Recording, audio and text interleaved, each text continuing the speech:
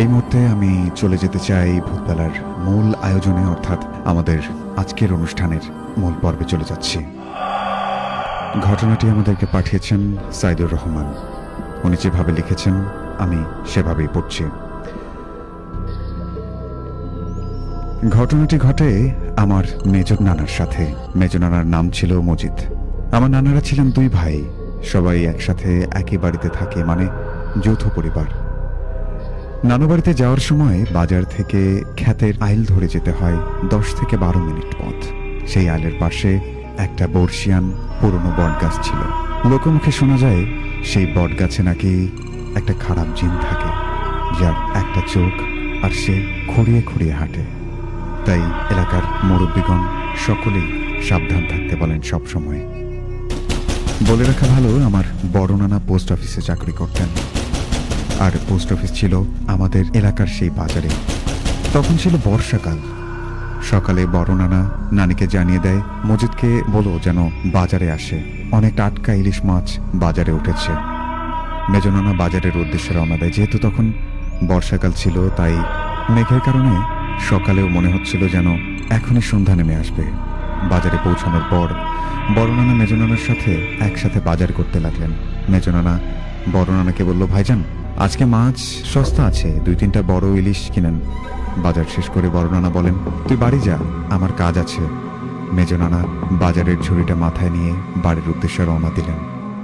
ক্ষেতের আইল ধরে হাঁটতে হাঁটতে সেই বট গাছের সামনে পৌঁছায়।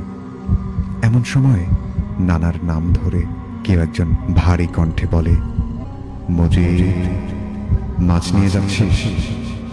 ইলিশের গন্ধ পাচ্ছিস? নানার বুকটা ধক করে উঠল। হঠাৎ নানার চোখ গেল সেই বর্ষিয়ান বটগাছের ডালের দিকে। নানা দেখল এক চোখওয়ালা খুব লম্বা কি যেন পা ঝুলিয়ে বসে আছে। নানার বুঝতে বাকি রইল না যে এটা সেই বটগাছ যেখানে খোড়া ভূত, যার একটা চোখ আছে। নানা খুব ভয় পেয়ে দোয়া পড়তে থাকে তৎক্ষণাৎ, আর সেই ভূতটি গাছ থেকে নেমে আসতে থাকে ধীরে ধীরে।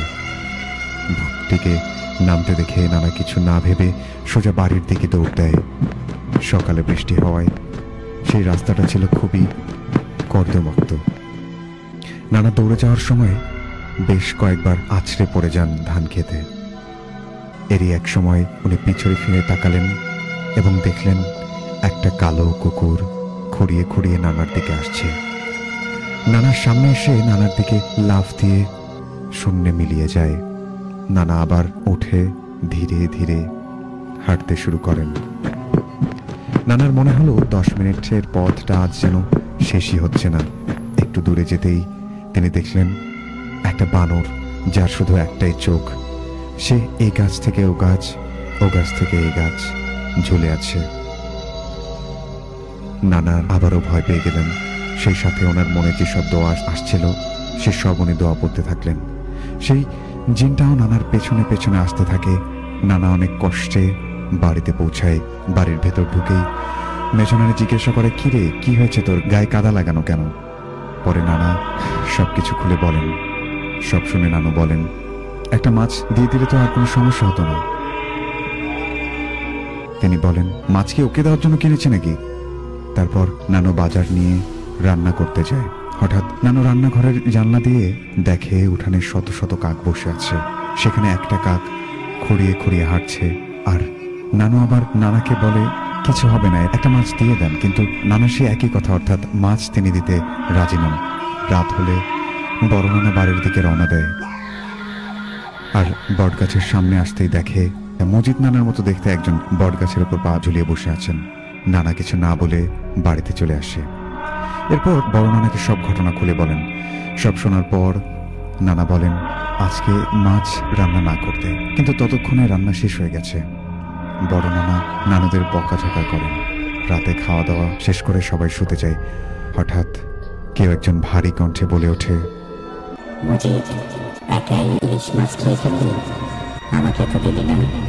এটা শুনে ছোট নানু খুব ভয় পেয়ে যায়। বেশ কিছুক্ষণ পর আওয়াজ আসা বন্ধ হয়ে যায়।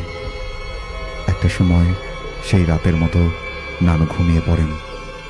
সকালে যখন আজান হয়, আজানের পর কেমন একটা কালি আধার ধরে। তখন মেজো নানা বড় নানাকে ডাক দিয়ে বলে, মজিদ, সামনের বিলে পানি নেমেছে, জালটা নিয়ে আয় তো, মাছ ধরতে যাব।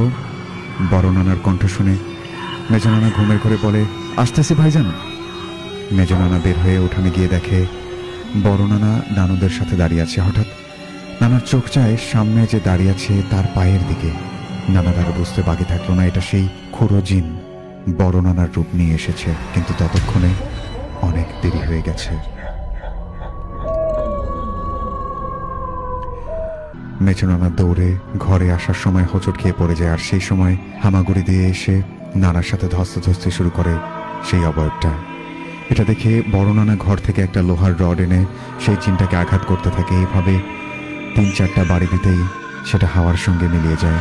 সেই সঙ্গে সঙ্গে মেজো নানা বেহুশ হয়ে যান সেখানে। নানাকে ধরাধরি করে বাসার ভেতর আনা হয়। তারপর শুরু হয় নানার রক্তবমি। একটু পরে গাড়ি ডাকা হয় এবং নানাকে হসপিটালে নিয়ে যাওয়া হয়। কিন্তু হসপিটাল পৌঁছানোর আগেই মেজো নানা মারা যান। এখানেই শেষ হয়নি। মেজো নানা মারা যাওয়ার পর তার রূপ ধরে আমার নানুকে ডাকত। শেষের দিকে এসব কিছু ঘটা দেখে আমার নানু পাগলের মতো হয়ে গেছিল। পরে নানুকে হুজুরের কাছে নিয়ে যাওয়া হয়। হুজুর ঝাড়ফুঁক করে তাবিজ দেয় আর বাড়িটাকে বন্ধ করে দিয়ে যায়।